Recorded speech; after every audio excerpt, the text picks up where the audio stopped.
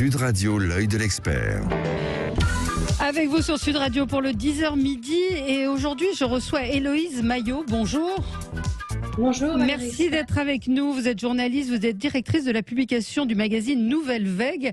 Alors, ce matin, je raconte un petit peu l'histoire. Lundi, on a fait un débat sur les cantines, débat qui continue de faire rage autour de la viande, la suppression dans les cantines. Il y a un mot en me disant, mais il y a plein de bêtises qui sont dites dans votre émission. C'est vrai que tout le monde était pour la viande et je me suis dit je vais vous inviter, vous donner la parole, que vous nous expliquiez un petit peu votre point de vue. Pourquoi est-ce que supprimer, vous allez me dire si vous pensez que supprimer la viande dans les cantines est une bonne chose, et surtout si on peut se passer de la viande. Peut-être un mot avant sur Nouvelle Vague. C'est un magazine qui est extrêmement complet autour de tout ce qui est vegan, végétarien, des infos, des recettes, plein de choses. Ça date de quand ? Ça date de 2018. 2019, excusez-moi. Alors, dites-nous ce que les cantines, la viande dans les cantines, qu'est-ce que vous pensez de ce débat ? Alors, j'aimerais déjà en préambule dire que je ne représente absolument aucun parti politique et que je veux garder ma totale liberté de critique envers n'importe quel parti. Ça me semble très important de le dire. Ensuite, il s'agit d'un régime pesco-végétarien, premièrement. Il ne s'agit pas d'un régime totalement sans aucune matière animale. Ça veut dire qu'il y a du poisson et du poisson et des œufs. Et des œufs et du lait. Ouais. Donc, il y a des protéines animales. Ensuite, on l'a dit, répété, on l'a entendu partout. Monsieur Gérard Collomb l'avait déjà mis en place lors du premier confinement. Voilà, donc moi, je vous rassure, j'ai pas entendu des bêtises que dans votre émission, entre guillemets.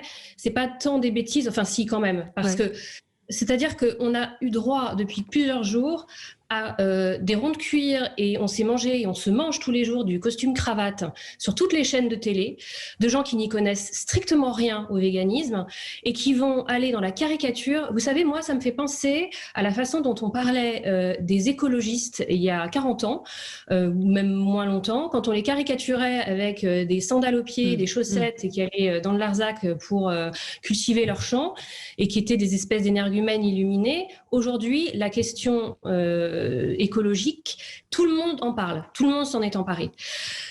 La question du bien-être animal est une question transpartisane.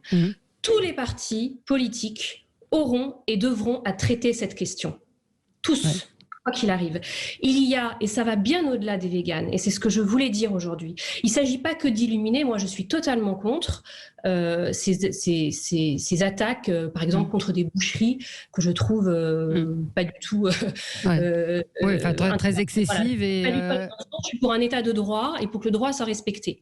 Donc aujourd'hui, on caricature totalement les gens, on les fait passer pour des illuminés. J'entends Georges Fenech sur BFM Télé hier dire attention, le régime vegan, on va même ça peut aller jusqu'à dire qu'on doit respirer de l'air. Non, mais on se moque de qui ? De qui se moque-t-on ? Aujourd'hui, il y a des spécialistes qui se penchent sur la question. Alors moi, je vais vous dire, les véganes représentent 0,5% de la population en France. Les végétariens représentent 2%, 1,3 million de personnes. Les flexitariens représentent un tiers de la population. Ça embête beaucoup l'industrie de la viande. C'est-à-dire 23 millions de personnes. Ce sont des sources ZERFI. Tout ce que je vous dis et ce que je vais vous dire a été sourcé. Aujourd'hui, l'industrie de la viande, évidemment, a peur de ça. Ensuite, on nous parle, dans les propos que j'ai entendus, l'idéologie. Alors, on va déconstruire tout ce qui a été dit. On parle d'idéologie. Et puis, très vite, on passe sur le fait que le sort des animaux, c'est quoi, en fait, l'idéologie végane ? Qui explique et dit pourquoi ce mouvement est né ? Mais vous savez, c'est un mouvement qui est né il y a très longtemps. Et à nouveau, ça va au-delà des véganes. Tous les grands penseurs, enfin énormément de grands penseurs, ont posé la question du rapport éthique entre l'homme et l'animal. et le rapport qu'on a vis-à-vis de ceux que l'on peut dominer et des plus faibles. Oui, mais ça, Victor Hugo, oui. Léonard de Vinci, excusez-moi du peu. Mais ce sont des positions, j'ai envie de dire, individuelles. On parle d'école, on parle d'alimentation pour une majorité. Vous l'avez bien précisé que c'était une minorité pour l'instant qui est adepte, ça fait un peu sec, mais qui est adepte de ces régimes végétariens ou même flexitariens. Donc, on peut s'interroger quand même sur ça. C'est une minorité aujourd'hui qui consomme de cette manière. Non, les véganes sont une minorité. En France, l'intérêt suscité pour la cause animale, pour le sort des animaux, pour la traçabilité de la viande, avec tous les scandales qui se passent régulièrement, pour connaître, c'est pas pour rien d'ailleurs qu'Emmanuel Macron avait quand même dans son programme en 2016 prévu de mettre de la vidéosurveillance. C'était pas pour faire plaisir à 2% de la population. Vous voyez ce que je veux dire? Non, mais ça, enfin, j'ai envie de vous dire, c'est autre chose aussi. Aujourd'hui, il y a des éleveurs vertueux. On va vers une alimentation, de par le Covid aussi, vers une alimentation et vers des choix, des circuits beaucoup plus courts, où on connaît les éleveurs, où on connaît... Donc de caricaturer aussi dans un autre sens en dénonçant... Il y a de la maltraitance animale, je dis pas le contraire, mais on peut pas non plus généraliser. Vous voulez quoi, la mort des éleveurs ? Pas du tout. Je trouve que justement, en plus, il y a une dimension humaine, la façon dont les éleveurs sont traités. Excusez-moi, j'ai pas inventé la politique agricole commune de l'Union européenne. La façon dont on met une pression sur la tête des éleveurs avec les prix dans la grande distribution. D'ailleurs, hier, ils sont allés faire leur danse auprès des éleveurs puisqu'on fixait les prix de vente de la filière bovine et porcine. Donc tout ça aussi rentre dans ce contexte, évidemment. On essaie de montrer aux agriculteurs et aux personnes qui font de la viande de façon, on va dire, artisanale, on essaie un peu de les rassurer. Mais moi, je vais aller plus loin puisque vous me dites qu'il ne faut pas généraliser. Mais elle est jolie, l'histoire que vous racontez, Valérie. Sauf qu'elle n'est pas réelle. En France, 80% des animaux sont élevés en intensif, en industrie intensive. D'accord ? 95% des porcs sont élevés dans des cages où ils ne peuvent même pas se mouvoir. Vous voulez que je continue ? Il y a un rapport de la Cour des comptes qui dit qu'il n'y a pas suffisamment de contrôle sanitaire, qu'il en faudrait 20% en plus. J'insiste, cette question est incontournable et devra être traitée par tous les politiques.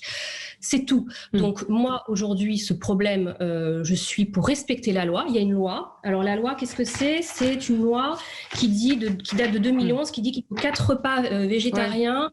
Non, 4 repas, je crois. Attendez, c'est quoi la loi ? Sur 20 jours... Sur 20 jours. Oui, il y avait un repas par semaine, je crois, qui était sans viande. Mais là la décision de la mairie de Lyon, plusieurs de nos auditeurs vous disent, mais quelle est votre position à vous ? Enfin, encore une fois, vous ne représentez que vous, mais vous êtes quand même, vous dirigez un journal qui promeut l'alimentation sans viande. Qu'est-ce que vous pensez ? Vous pensez que c'est une bonne chose de supprimer la viande dans les écoles au motif, non pas justement, c'est là aussi où il y a eu la polémique, parce qu'on ne sait pas très bien, ça a été dit, on nous a dit que c'était pour des questions sanitaires, pour des questions de rapidité. Faire cuire du poisson, c'est pas plus court que de faire cuire de la viande. Mais c'est là où il peut y avoir de l'idéologie aussi. Mais vous en pensez quoi sur le fond ? Alors moi, je pense que le débat doit être ouvert. Je pense que je ne suis pas nutritionniste auprès des enfants et qu'il faut donner la parole à des nutritionnistes, qu'il faut aller voir aussi des études étrangères en Angleterre, aux États-Unis, qui disent tout le contraire. J'interviewe pour la presse écrite beaucoup de nutritionnistes, beaucoup de médecins, très régulièrement, notamment de sujets autour du microbiote. On explique que le régime végétalien est très bon pour la santé, mais si vous voulez me faire dire qu'un régime 100% végétalien pour les enfants est bon, je ne suis pas... nutritionniste, je passe la parole aux personnes spécialistes. Aujourd'hui, il y a des voix contraires. Il y a des voix qui vous disent, dans le règne végétal, on a tout ce qu'il faut pour trouver les acides aminés qui correspondent à la viande et les acides aminés essentiels. On les trouve, il faut bien constituer son assiette, on les trouve dans les végétaux. Voilà. Il y a des personnes et même des nutritionnistes que j'ai interviewés qui me disent vraiment ça. Donc, qu'est-ce que vous voulez que je vous dise? Je ne vais pas me substituer à quelqu'un qui a fait des études aujourd'hui et qui dit, voilà. Enfin, on sait aussi qu'il y a des enfants qui ont eu de graves carences pour avoir fait je parle uniquement du végétalisme, des parents qui ont supprimé tout apport en protéines. Donc il y a aussi des excès, mais c'est pas de ça dont on parle. Là, on parle de ces cantines et du fait de vouloir supprimer complètement la viande. À partir du moment où il y a des végétaux et du poisson, non, ça me choque pas, non. Vraiment, honnêtement, je trouve qu'on fait beaucoup de bruit pour rien. J'ai pas vocation à nouveau soutenir spécialement le Parti des Verts, d'Europe Écologie des Verts, plus qu'un autre parti. Et je vous dis, Gérard Collomb l'avait instauré. Aujourd'hui, c'est parce qu'on sait qu'il y a une velléité dans le programme politique du maire de M. Doucet. Et ben, on sait que voilà, on a peur de cette idéologie qui est là, qui va enlever le steak de l'assiette, comme si on enlevait la virilité. C'est la virilité. La viande, c'est de la virilité. Bah écoutez, Florence Foresti l'a très bien traité dans un sketch. Des patates. Moi, j'ai grandi avec les patates, c'est pas de la viande. Les patates, c'est pas la viande.